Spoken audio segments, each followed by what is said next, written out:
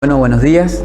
Mi nombre es Leonardo Manino, soy el infectólogo pediatra de la OSEP y trabajo en el Hospital Fleming. Y bueno, la idea era un poco mostrarles a todos los médicos, enfermeros y equipo que trabaja para la obra social en distintos lugares, cómo va a ser el algoritmo para el manejo del paciente pediátrico afiliado a la OSEP e interpretado como caso sospechoso de infección por COVID-19. En realidad nosotros nos basamos en estrategias de programas de control de infecciones recomendadas por la Organización Mundial de la Salud para la infección por COVID-19, ¿sí? Y la OMS en sí plantea como puntos estratégicos en el manejo de estos pacientes. Obviamente, primero, aplicar las precauciones habituales a todos los pacientes, esto es, estas medidas sociales que se están hablando por todos los medios, ¿sí? Y después dos puntos fundamentales que sí atañen a nuestra responsabilidad, y que es asegurar el triage, el reconocimiento temprano y el control de la fuente de la infección, y también aplicar precauciones complementarias empíricas en los casos que veamos pacientes que tengamos sospecha de infección por COVID-19. Hay otros puntos más, pero vamos a hacer hincapié en esta charla en estos dos puntos: es la detección temprana, el aislamiento precoz y la toma de medidas adicionales para la atención de estos pacientes en donde nos encontremos, ¿sí? Nosotros después vamos a mostrar con Lorena Galazo, que es la licenciada enfermera en control de infecciones, cómo va a ser el procedimiento para colocarse y o sacarse los elementos de protección personal. Y ahora les voy a mostrar el algoritmo de cómo tienen que ver a estos pacientes, cómo detectarlos y cómo derivarlos al Hospital Fleming, que hoy por hoy va a ser el centro de referencia para receptar casos sospechosos de COVID-19. Bueno, en este gráfico lo que vamos a ver es que en los primeros tres cuadros están las personas eventualmente que trabajan para OSEP y eventualmente cómo trabajan, ¿no? O en qué lugar trabajan, ya sea en OSEP cerca, que sean prestadores por programa y delegación de OSEP, ¿sí? En estos tres lugares yo creo que, y esto es importante, que cada persona que esté en este lugar va a tener que ver qué herramientas utiliza para implementar el triage inicial o este filtro inicial para detectar rápidamente el caso sospechoso. Entonces, a partir de un triage inicial, que en realidad el triage inicial implica un cuestionario filtro, en el cual ustedes van a preguntar con preguntas sencillas, y en realidad no ustedes, sino esto puede ser un administrativo, el secretario, la persona de seguridad, la que ustedes designen, ¿sí? Que haga preguntas muy puntuales en relación a si es caso sospechoso o no de infección por COVID-19. En ese punto tal vez sí es importante que esta persona pueda tener cierta separación, o si no, maneje distancias de 1,5 metros o más para preguntarle a cada paciente por qué consulta, ¿sí? Y en esto el cuestionario filtro serían preguntas sencillas, como por ejemplo decir si el paciente viene por una infección respiratoria y tiene fiebre, y en el caso que responda que sí, la segunda pregunta sería si ellos vienen de países de circulación viral comunitaria o que estén dentro de la lista de países que hoy por hoy el Ministerio de Salud de la Nación recomienda como nexo epidemiológico. Eso lo vamos a tener que ir actualizando día a día, y eso es una tarea de cada equipo de salud, actualizar y consultar en la página bueno, qué países se van incorporando, o eventualmente que el paciente haya estado en contacto estrecho con una persona que ya tenga diagnóstico o probable o confirmado de infección por COVID-19. Entonces, en base a ese filtro, ¿sí? Ya el paciente se lo cataloga como un caso sospechoso de infección por COVID-19, ¿sí? Y en ese caso, acá por ahí sí vamos a diferenciar pacientes pediátricos de pacientes adultos. Hoy por hoy está planteado que el pediátrico o el Fleming recibiría a los pacientes de 1 mes a 14 años, 11 meses y 29 días, o sea que a los 15 años ya la derivación sería al Hospital de Adultos, Hospital del Carmen. Entonces, lo que primero se haría en esa instancia es entregar un barbijo quirúrgico al paciente, ¿sí? Y al acompañante en caso de que presente síntomas, ¿sí? y se avisa. Y paso siguiente, lo que se hace es ver cómo ese paciente, sin tocarlo, ¿sí? Se lo acompaña a un lugar que esté aislado del resto, ¿sí? Que pueda ser un consultorio, consideramos eso por ahí lo más adecuado, o un lugar que ustedes sea adecuado para que este paciente esté. Por lo general tiene que tener pileta para lavarse las manos y van a tener que ver algunas cuestiones en lo que es la preparación de ese lugar. Entonces, ese lugar por lo general tiene que tener solo una puerta de entrada, tiene que estar señalizado para que la gente sepa que no tiene que entrar a ese lugar cuando haya un paciente adentro, o sea, sin protección, ¿no? Y lo ideal es que tenga una ventana, cosa de que pueda ventilarse, es una ventana hacia afuera. Entonces, el paciente apenas es detectado, va a ser dirigido rápidamente. Eso lo tiene que evaluar cada lugar, ¿sí?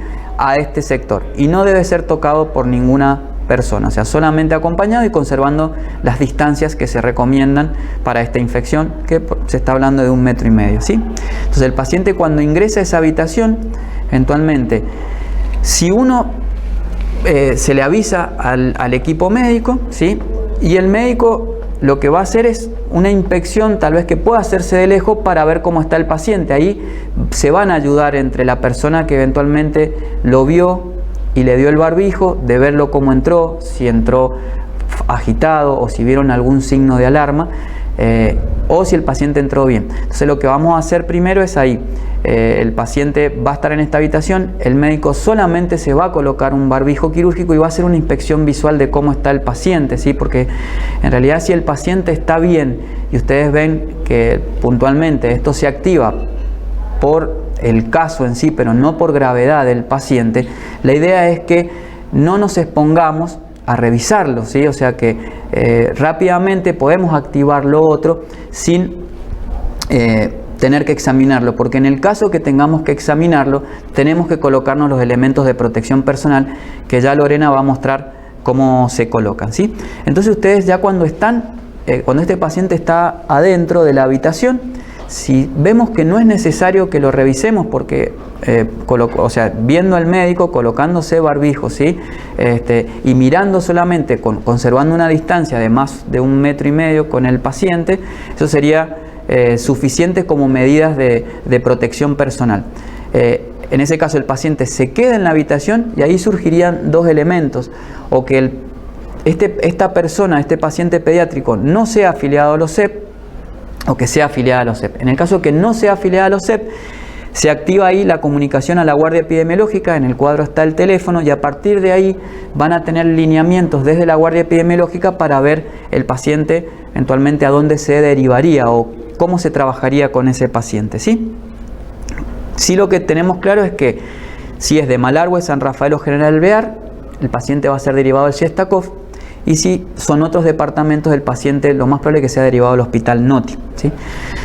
Bien, y en el caso que el paciente sea afiliado a la obra social, ¿sí? Se conserva por ahora que Malargüe, San Rafael y el General Alvear van al Hospital Shestakov, afiliado a los OSEP, y en el caso que sea de otros departamentos de la provincia, el paciente va a ser derivado al Hospital Alexander Fleming, ¿sí?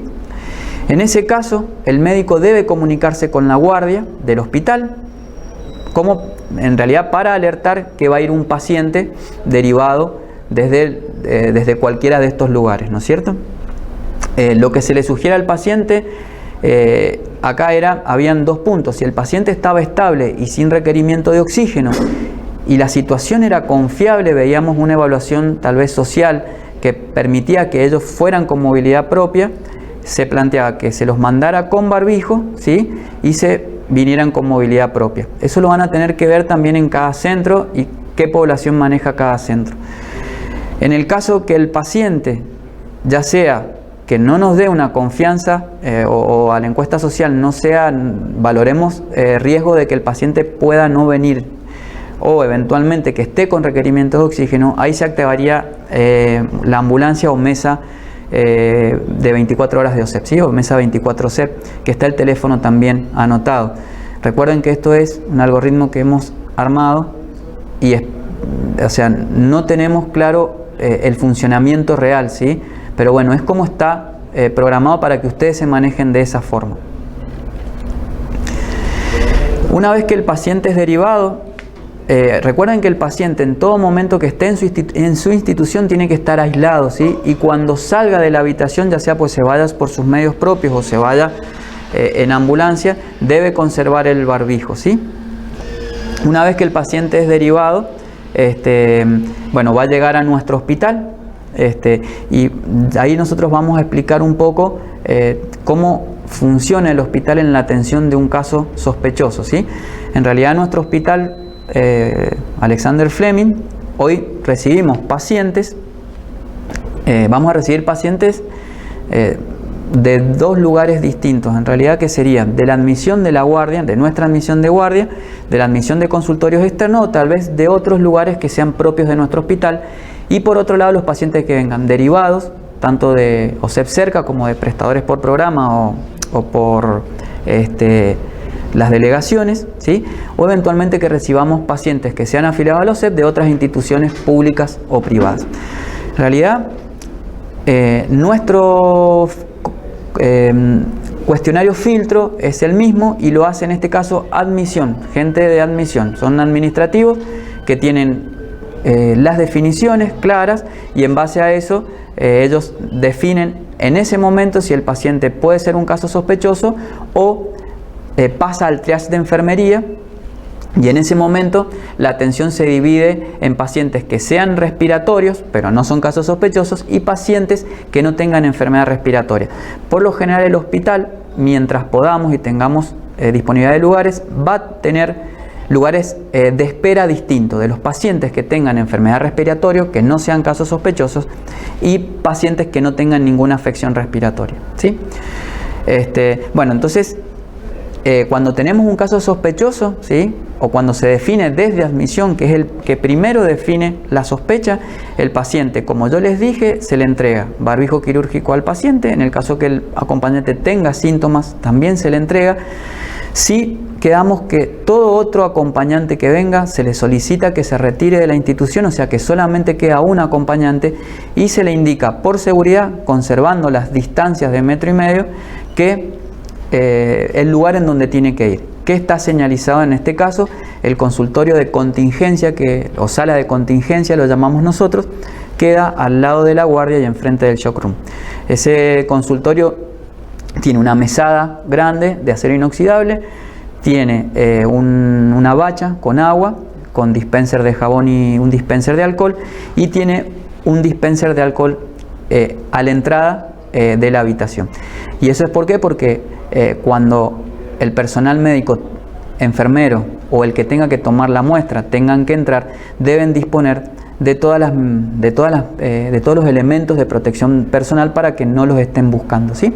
En realidad, cuando el paciente entonces ingresa a esa habitación, si el caso es claro en cuanto al cuestionario, directamente se activa el protocolo, y si queda alguna duda en cuanto a lo que nos refiere a admisión, hacemos lo mismo que ustedes harían allá. El médico se coloca un barbijo conservando una distancia prudencial mayor a 1,5 metros y hace un cuestionario para confirmar si es un caso sospechoso o no. En el caso que se confirma el caso sospechoso, se activa el protocolo. En realidad acá hay dos médicos de guardia, ¿sí? Hay residentes de medicina y residentes de familia, residentes de pediatría y residentes de familia, enfermeros en la guardia, y hay kinesiólogo que está hasta las 20 horas. Todo se aplica en realidad para todos. La idea es que entre la menor cantidad posible de personal de salud para ver el paciente, o sea que si no es necesario, solamente entrará una o a lo sumo 2 personas, ¿sí? Se minimizan todos los controles y se toman parámetros generales, ¿sí? Esto también un poco para no estar usando elementos para revisar al paciente, que después tenemos que hacerle una desinfección extra, y que eso lleve también a riesgo de contaminación del material. Cuando el paciente, entra, queda en este lugar, y ya Lorena va a mostrar bien cómo son los pasos, pero se colocan carteles de aislamiento por fuera en la habitación. Se ha armado un portainsumo en el cual se coloca camisolín, gafas o anteojos y barbijos, ¿sí? Y Bueno, ya vamos a ver cómo es el paso para entrar, pero bueno, siempre que ustedes accedan a esa habitación, si tienen que revisar al paciente o se toma una muestra, tienen que entrar con todos los elementos de protección personal. Nosotros acá lo que hacemos, sepan que cuando uno va a revisar el paciente, eventualmente que no tenga barbijo el paciente, porque el paciente supongamos que esté grave o porque hay que tomar una muestra, ¿sí?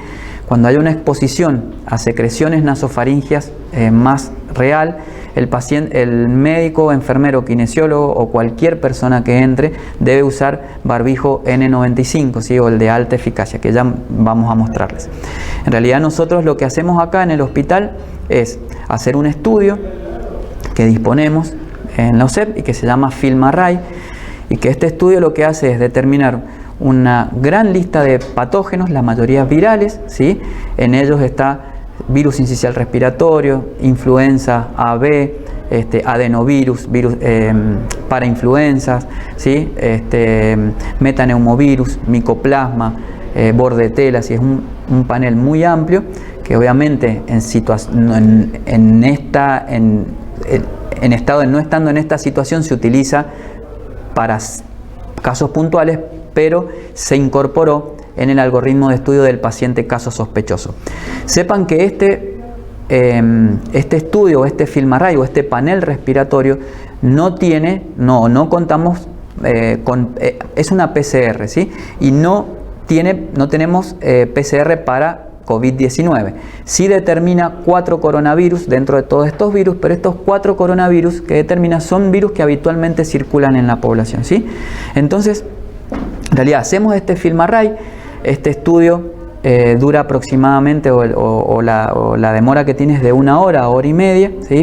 Entonces cuando se saca la muestra, viene el bioquímico de guardia, la retira tomando todas las medidas de precaución y bueno, y se procesa la muestra también tomando todas las medidas de precaución.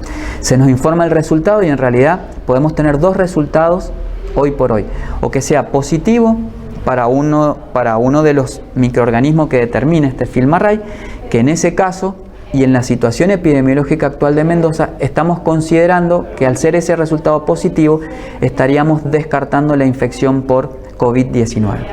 Y en el caso que todo este panel nos dé negativo, el paciente continúa siendo un caso sospechoso o probable para infección por COVID-19. En el caso de que el paciente tenga un resultado positivo, ese paciente si está bien, para otro virus o lo que determine el panel, ese paciente si está bien se va a ir a la casa y si necesita internación se va a internar con las recomendaciones pertinentes al aislamiento de virus que haya, ¿sí? Si el FilmArray es negativo, se sigue interpretando como caso sospechoso probable, se envía la muestra que se tomó al laboratorio de salud pública para que ellos determinen, o se envía al Malbram para que se haga la determinación, o sea que sería la confirmación o la descartación de este caso, ¿sí? Y este paciente se va a internar hoy por hoy en el hospital para, en el caso que esté bien y sin ningún tipo de requerimiento, para cumplir un aislamiento estricto, ¿sí? Y en el caso que necesite mayores cuidados, bueno, porque clínicamente lo necesita. El manejo en la internación va a ser igual, ¿sí? Aplicando todas las medidas de protección personal que se necesiten cada vez que uno ingrese a revisarlo. Con respecto a la limpieza de la habitación es otro punto importante, porque esa habitación en la que estuvo este paciente, que eventualmente fue caso sospechoso, hay que limpiarla, ¿sí? Entonces, todo el personal, y en este caso sí, si entra a esa habitación para limpiar, ¿sí? Lo va a tener que hacer con elementos de protección personal, que ahí Lorena les va a mostrar cuáles son. Y la limpieza de esa habitación, en este caso sería con hipoclorito de sodio, ¿sí? O sea, con lavandina. Bueno, ahora vamos a pasar a mostrarles cómo se debe colocar y cómo se debe sacar los elementos de protección personal. Bueno, buenos días. Retomando la explicación del doctor Manino respecto a cómo nos vamos a manejar con el protocolo de contingencia, iniciando desde que el paciente ingresa a nuestro hospital y el personal administrativo de admisión le realiza el cuestionario filtro, en el cual le va a preguntar por qué patología trae el niño y si la patología está dentro de la definición de caso sospechoso. Se continúa con el cuestionario y se le pregunta si viajó a alguno de los países de circulación comunitaria en este momento. Esto lo vamos a mantener actualizado minuto a minuto con la página del Ministerio de Salud de la Nación. Si este paciente cumple con la descripción de la definición de caso sospechoso, el personal administrativo lo que va a hacer es pasarle un barbijo a la mamá o al papá o al tutor que acompaña al niño y le va a explicar cómo lo tienen que colocar para poder acompañarlos a la que hemos denominado nuestra sala de contingencia para mantener en aislamiento a ese paciente hasta llegar a la prueba diagnóstica para poder descartarlo o continuar con el protocolo. Básicamente lo que el personal administrativo le va a decir es que este barbijo que se va a colocar, que hay algunos que vienen con unos elastiquitos y es más práctico porque directamente es colocar el elástico por detrás de la oreja, lo que vamos a hacer es decirle, en el caso que tengamos las tiritas, que coloque la tira de arriba por arriba de las orejas con una moñita y la tira de abajo por debajo de las orejas con otra moñita. Es muy importante que tanto el paciente como el personal de salud tenga correctamente colocado el barbijo, haciendo una pequeña presión en la barra de contención que tiene en la nariz, porque si yo les hago una pequeña demostración, me coloco mal el barbijo y llevo la tira hacia arriba, fíjense que hay una apertura en la cual pueden entrar y salir gotículas que nos pueden poner en riesgo a nosotros o al paciente, ¿sí? Entonces es muy importante que la colocación del barbijo sea la correcta, por arriba de las orejas y por debajo de las orejas. En ese momento le va a pedir a la familia que ingresa con el paciente que los acompañen a lo que hemos denominado, como les decía, la sala de contingencia y los aguarden allí hasta que el equipo de salud se prepare para venir a atenderlos. En la sala de contingencia, como les comentó el doctor Manino, hay una camilla, hay sillas para poder esperar y el paciente y si el familiar tiene síntomas también van a estar con el barbijo colocado. El personal administrativo de admisión cruza la guardia, esto es un espacio muy corto, está a la entrada del hospital, esta sala que hemos designado, va a ingresar a nuestro servicio de guardia y les va a avisar al personal de salud que tiene un paciente en la sala de contingencia. Ya decir sala de contingencia es automáticamente decir que hay un caso sospechoso, ¿sí?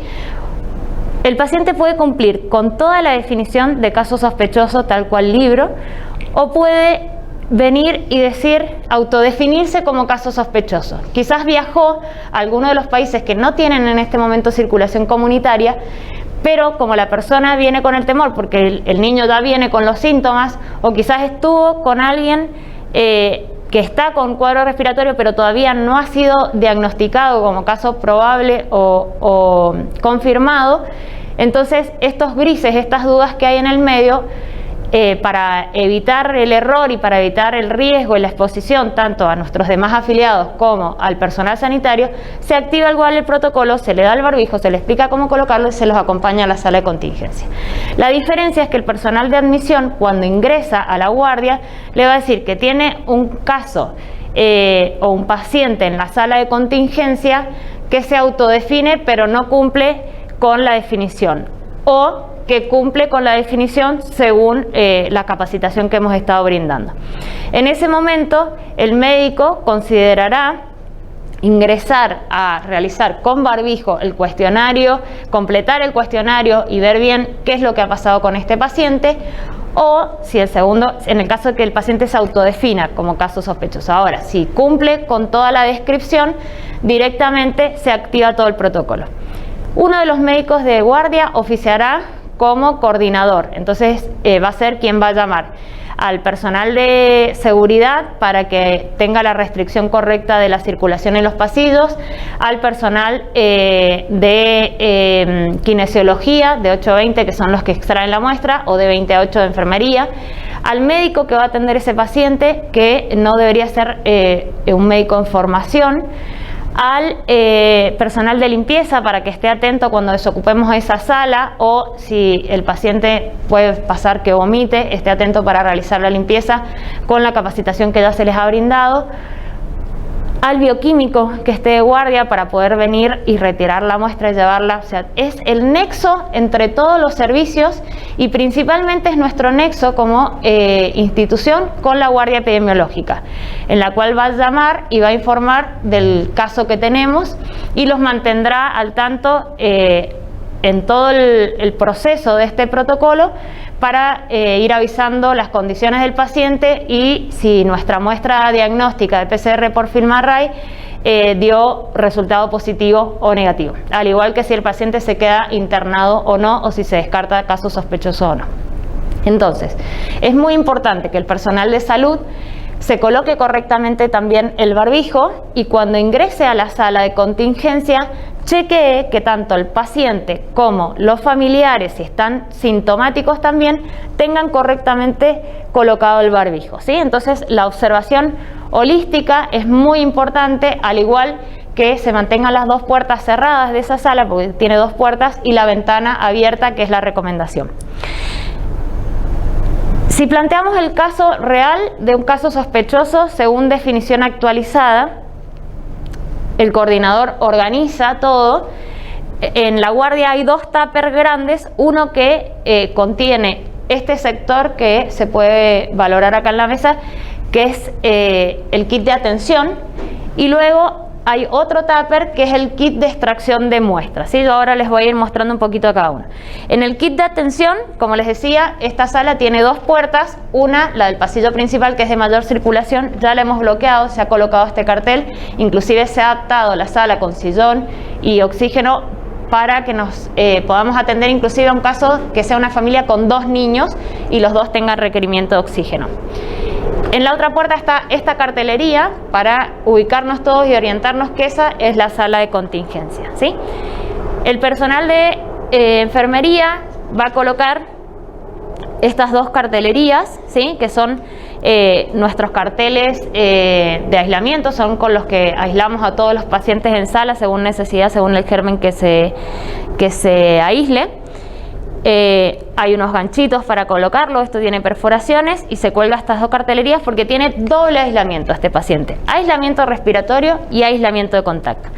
Y además va a colocar en otros tres ganchitos que hay nuestro kit de portainsumos, donde en el primer bolsillo tenemos barbijos, en el segundo bolsillo tenemos antiparras y en el tercer bolsillo tenemos los blusones.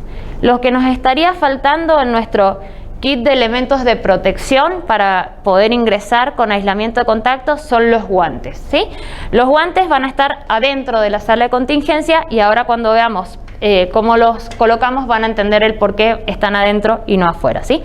Entonces, el personal de enfermería coloca la cartelería, coloca el kit de aislamiento de elementos de protección personal y comienza a vestirse para realizar el triage. Ese triage que habitualmente realizamos en la sala de la guardia y que en este evento especial no lo realizamos allí para no contaminar el sector de la guardia que no tiene aislamiento porque es sin puertas y para no poner en riesgo al personal de salud. Por eso realizamos este filtro previo desde admisión. Cuando yo voy a ingresar a esa sala, previamente voy a realizar la higiene de manos, que hay dispenser de hidroalcohol en la pared. Ahora lo vamos a hacer con alcohol en gel, ¿sí? Cumpliendo con la técnica recomendada para la higiene de manos, ¿sí? Sin saltarnos ningún paso. Y luego de realizar esta higiene de manos, que son de 20 a 30 segundos, podemos estar ya preparados para poder colocarnos los elementos de protección personal. No me saqué el barbijo a propósito para que ya quede colocado, pero lo primero que deberíamos colocarnos es el barbijo con la técnica que les comenté, la tira de arriba por arriba de la oreja, la tira de abajo por abajo de la oreja. Luego nos colocamos las antiparras, ¿sí? Y luego el blusón. Tengan en cuenta que estamos por fuera de la sala de contingencia y la puerta está cerrada, ¿sí? Nos colocamos el blusón, allí vamos a necesitar la colaboración de algún compañero de guardia y si estamos solos, porque ya tenemos muchos casos, lo podemos hacer también solos, ¿sí? Tiene que estar prendida la tira de arriba con un moñito para que sea fácil desatarlo y la tira de abajo también, ¿sí? ¿Listo?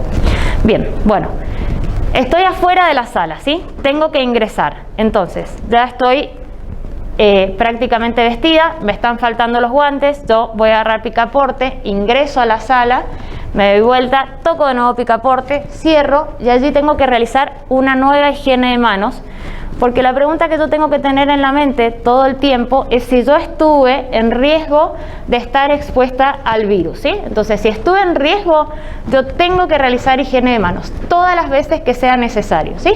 Como toqué el picaporte, estuve en riesgo porque no sabemos si el niño quizás está en buen estado general y ha estado jugando en esa sala y tosiendo y estornudando y puede haber tosido en el picaporte y haberlo contaminado, ¿sí? Allí me voy a colocar los guantes que, como les comenté, están dentro de la sala, en una mesada alejada de la camilla del paciente. Me coloco los guantes que tienen que quedar por arriba del blusón y luego ocupo del kit, en el kit también está un estetoscopio y un termómetro para poder realizar el triage. Solo si el paciente tiene necesidad de saturación de oxígeno porque lo veo con mucha dificultad respiratoria, con cianosis perivocal, con acrocianosis, con esfuerzo respiratorio, vamos a solicitar el ingreso del saturómetro. Si no, solo vamos a controlar frecuencia cardíaca, respiratoria y temperatura y valorar el estado general del paciente para poder transmitirlo al médico como habitualmente lo hacemos en la guardia. No vamos a ingresar ningún papel ni lapicera, esto es muy importante, que antes de entrar a la sala nos tenemos que retirar todo de los bolsillos por la sobrevida que tiene el germen en papeles, bolígrafos, en cualquier lugar, en cualquier superficie altamente tocada. Entonces es muy importante que no ingresemos con nada a la sala, solamente nuestro equipo de protección personal y la ropa que habitualmente llevamos, ¿sí? Supongamos que yo ya realicé toda la atención del paciente, tengo que descartar mi equipo de protección personal, o que el médico ya había revisado al paciente, ya lo revisó el médico y tenemos la indicación de la extracción de muestra de FilmArray. De 8 a 20 esta extracción la va a realizar el personal de kinesiología y nosotros lo que hemos realizado para evitar que nos falte siempre algún insumo al momento de realizar la extracción es hacer pouch, ¿sí? Hemos hecho un pouch en el cual está el barbijo N95 con un sobre para su conservación, las antiparras, todo completo, porque cuando yo voy a estar expuesta, o sea, nosotros tengamos en cuenta el cartel anterior, ¿sí?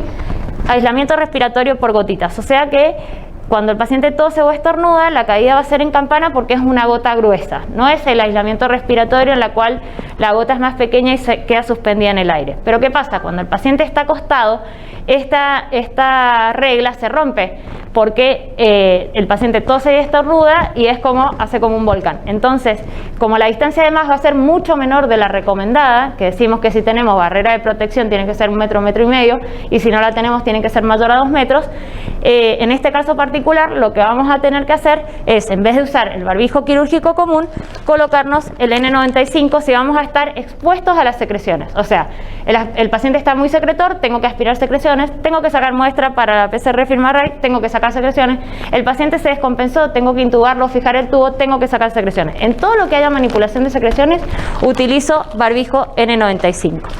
También vamos a tener preparado el kit de extracción de la muestra, en la cual hemos trabajado conjuntamente con los equipos tanto de enfermería como de kinesiología para realizar un procedimiento operativo estandarizado, cumpliendo todos los pasos, y este es el kit que hemos armado, ¿sí?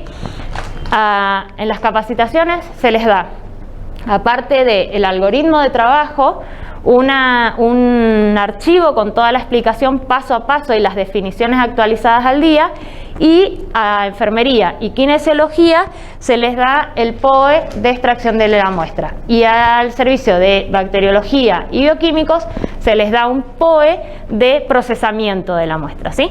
Entonces, con la colaboración de cada servicio hemos logrado realizar estos procedimientos estandarizados.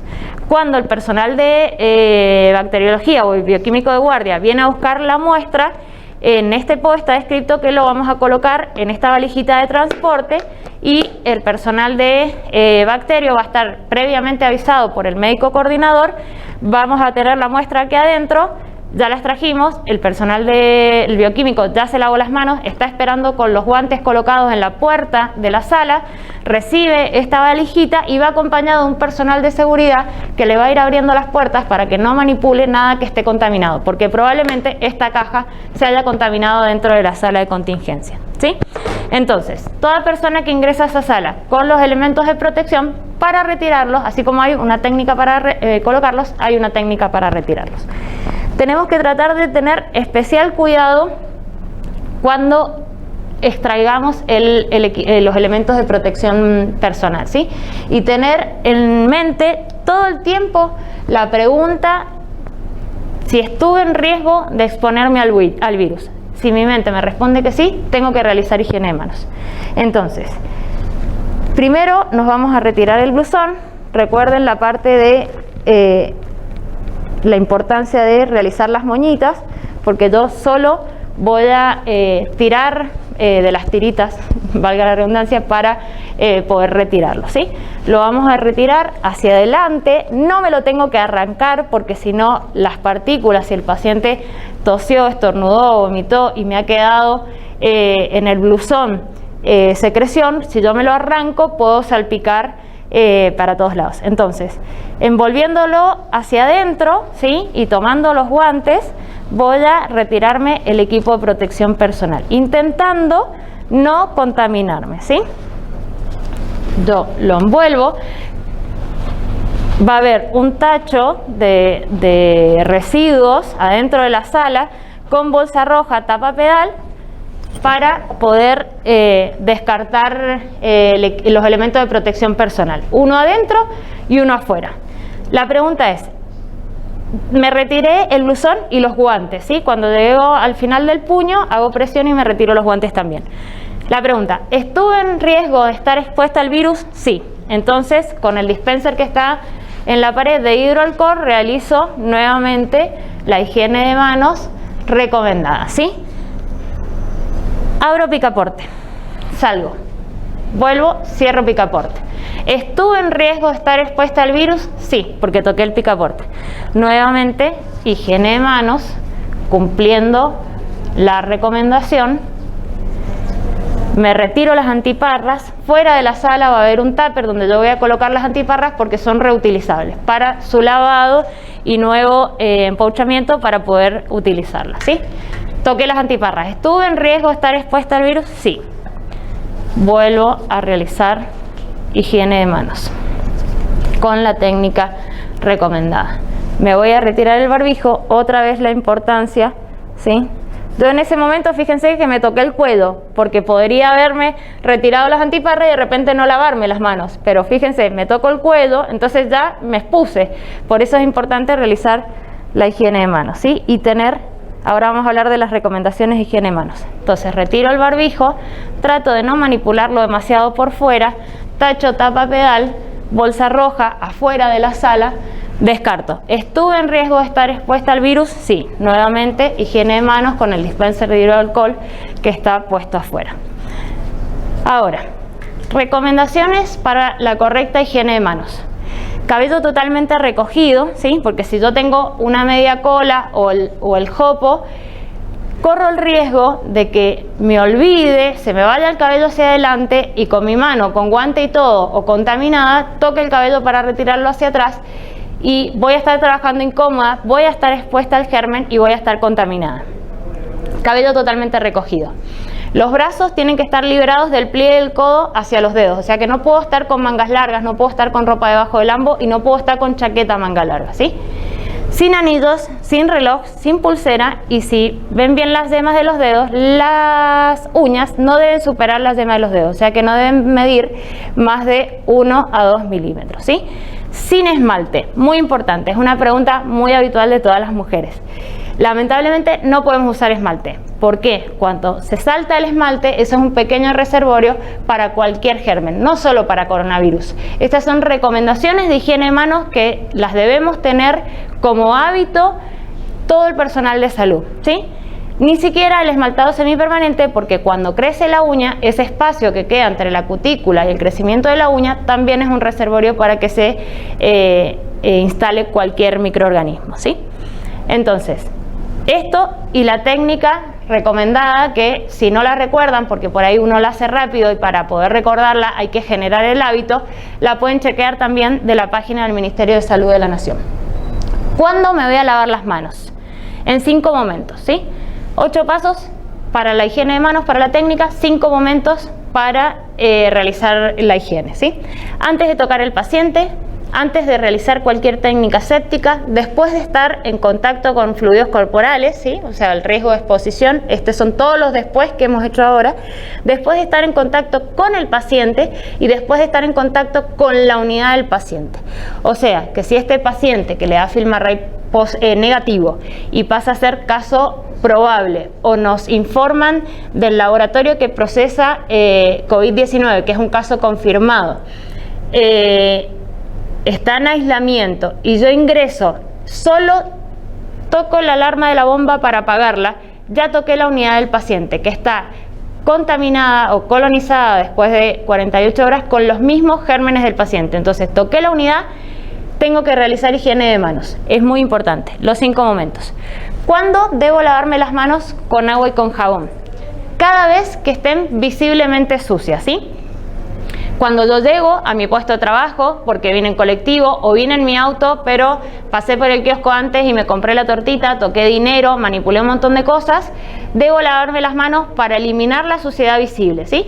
Los pasos a agregar a los 8 pasos que practicamos recién son el del secado, que debo retirar papel, secarme las manos y con ese mismo papel cerrar el grifo y descartar.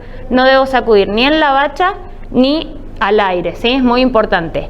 Y la durabilidad, ¿sí? Esta higiene de manos dura de 40 a 60 segundos y la higiene de manos con soluciones de base alcohólica son 20 a 30 segundos, ¿sí?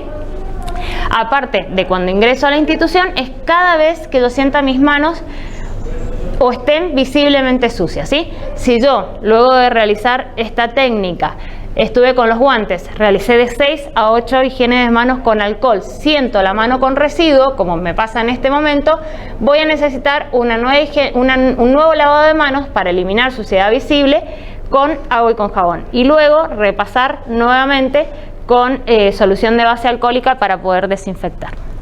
Bueno, como para cerrar, importante la comunicación, el trabajo en equipo es fundamental.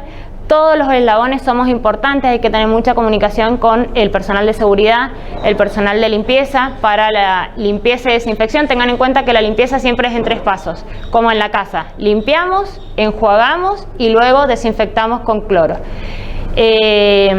Además de esto, la protección, tener esta pregunta presente todo el tiempo, si estuve en riesgo de estar expuesto al virus, realizar la higiene de manos. Y sepan que esto es muy importante, el tema de la comunicación y de que todo el protocolo se cumpla. Estas capacitaciones que en este momento les estamos transmitiendo puede ir cambiando, porque esto ha ido cambiando día a día. Es más, cada día que damos muchas capacitaciones durante el día, como las hacemos en los servicios y con el personal que está ahí trabajando con el paciente, surgen un montón de dudas y surgen también un montón de sugerencias. Entonces es importante irlo actualizando. Hemos tratado de brindar la mayor cantidad de generalidades, por eso no hemos brindado por ahí las definiciones completas. Esto es importante que lo chequeen de la página del Ministerio o de cualquier página oficial.